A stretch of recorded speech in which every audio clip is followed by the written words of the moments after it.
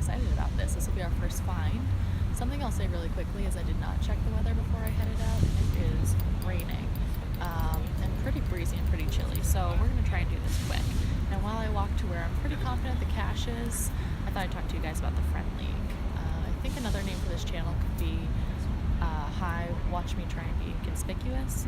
So we'll see how this goes, but none of my gear, including me, is waterproof. So yeah, we're going to try and do this quickly.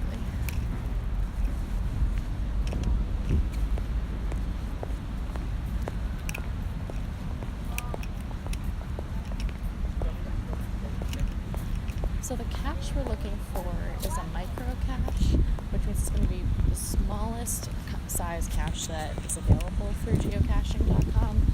And because I'm in an urban setting, obviously, I think it's going to be one of the really small containers that only contains a logbook, which is really just a small furled up piece of paper. A lot of these logs are BYOP, or bring your own pen, which I did. I brought in my Kavu bag, which you can't see because I've thrown my coat underneath everything I'm wearing to prevent it from getting wet.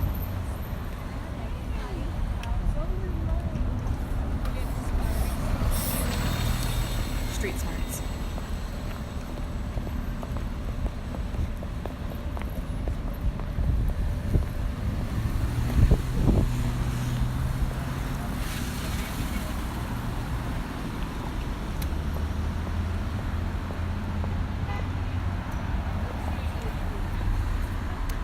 That there's a cache over there, but that's not the one we're going for today. So it's pretty rare, I think, that I'd be streaming on my lunch break from work like I am right now, but I thought it'd be a really great break today. Try and give you guys a sense of the content that I'm hoping to create with your help, of course. So yeah, it is the first day of the November Friend League. I know it's not technically November, but sorry, I gotta cross the street first.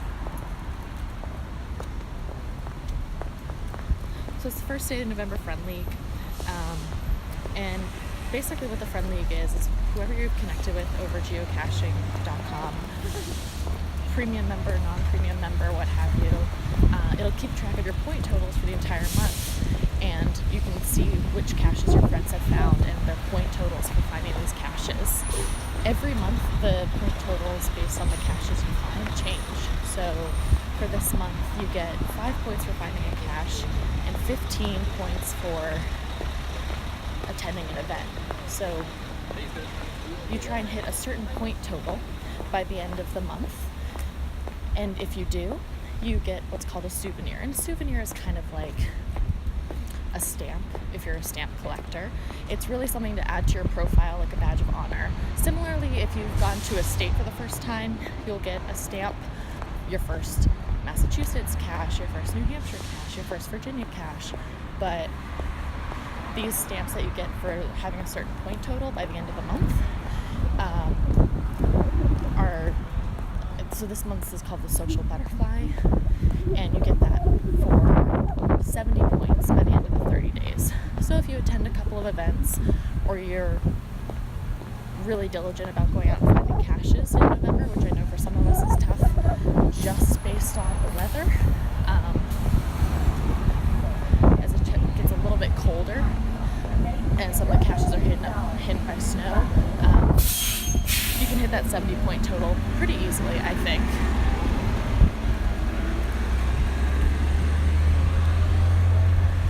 I need to think about where I'm going. I did research the map, I swear, before I began the stream, but I may need to pause and look at my phone for 2 seconds, so bear with me.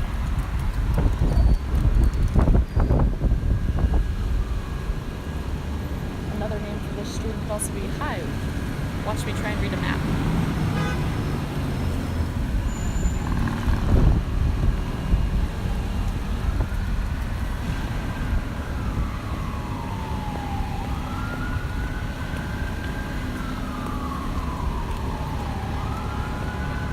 Okay, we are on our way.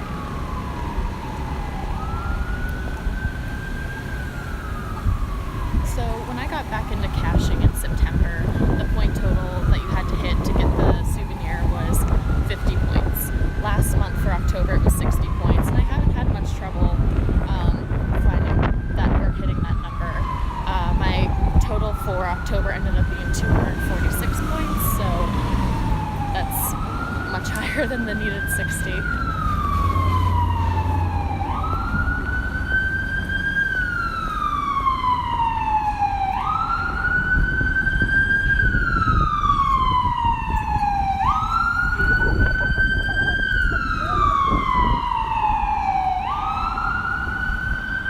I found a roadblock up here, so we have to cross over.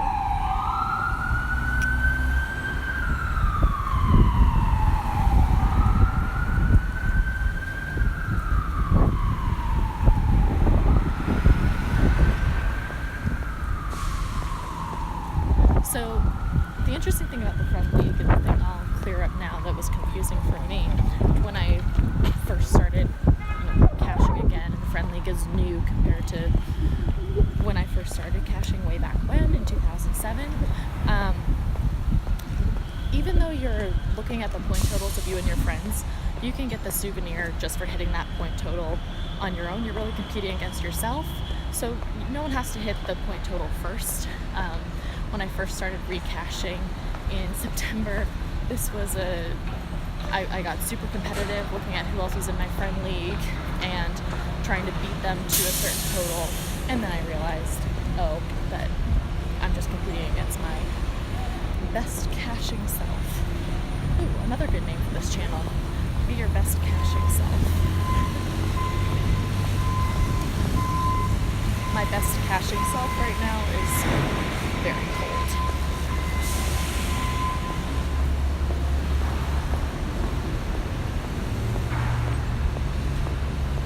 So if this cache is where I think it is, it should be at a bus stop downtown. So we'll have to be quite stealthy, and I think it's good that we're doing this at 1 o'clock on a Monday, when presumably other people would have finished their lunch breaks and be back inside. Not that I haven't had to explain geocaching to people before. In my experience, if you get caught caching, and it can be pretty conspicuous,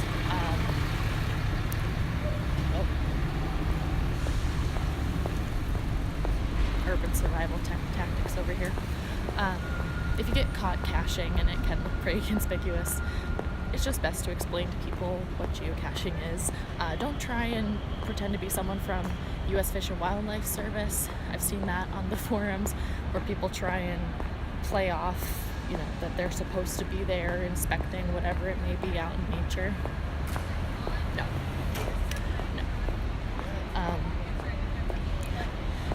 I think a lot of people have had a lot more success trying to just bring other people into the game, explain what geocaching is. It's not, obviously you don't want caches to get muggled. Muggled being when they're taken by people who are non-cachers, like from Harry Potter. Non-wizards are called muggles. Non-caching people in the geocaching world are called muggles as well, and when a cache is taken by someone who doesn't know what to do with it, it's called getting muggled. And that's no fun. But yeah, it's better to just explain to people what geocaching is, why you're sitting down on the bench sort of feeling around it like a weirdo. Ooh, look at the car.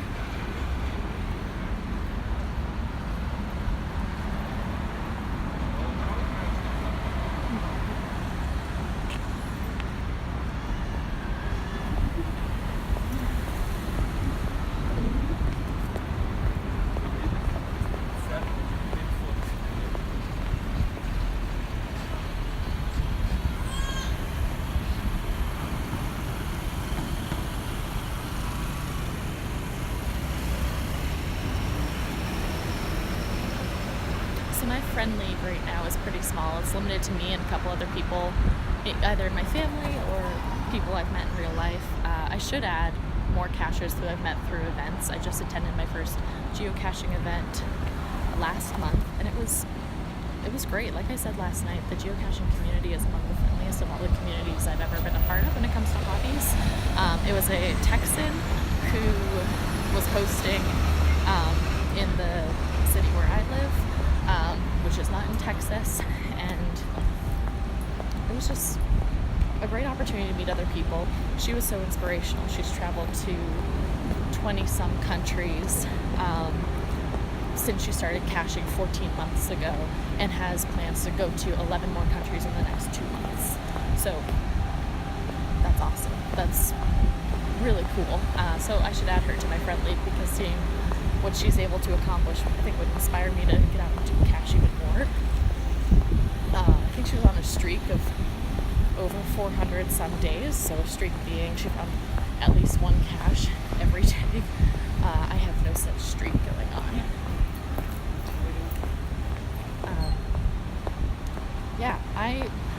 But also I think I'd like to note that one of the other things I like about geocaching that I didn't mention last night, Street Smarts, is that it's free to participate. There are premium member options, so premium membership is $20 for a year. But if you don't want to pay, you don't have to. You just have access to fewer caches, and depending on how you like to go geocaching, that might be okay. So you don't need to be someone with the funds to travel to 20 countries in order to play this game successfully. I think that's what I'd like to say. Obviously, I'm walking around, I'm doing all, this recording on my phone. And that's totally okay. It is not a sport for the rich and famous. I feel like it's a sport for everybody.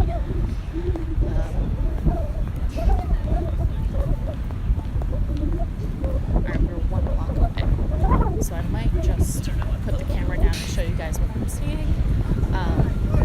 Because looking at me isn't going to help you see the cache.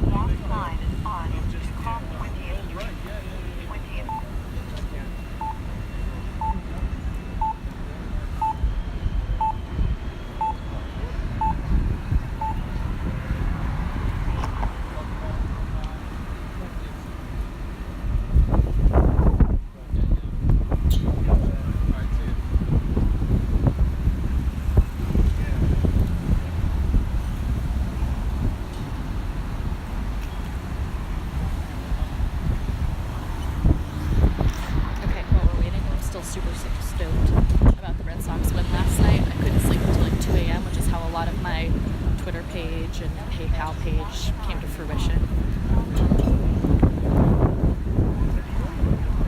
It was very, very early this morning.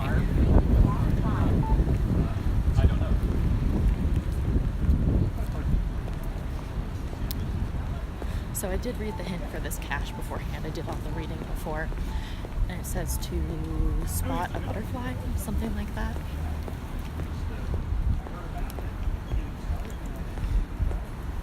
So I guess we'll get up here and look for a butterfly and a bus stop.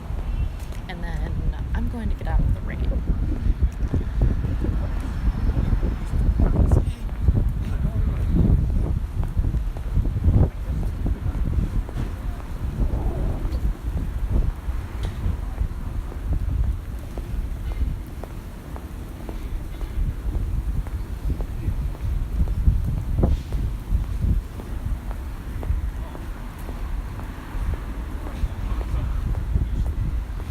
Poor guys who probably think I'm following them with the camera.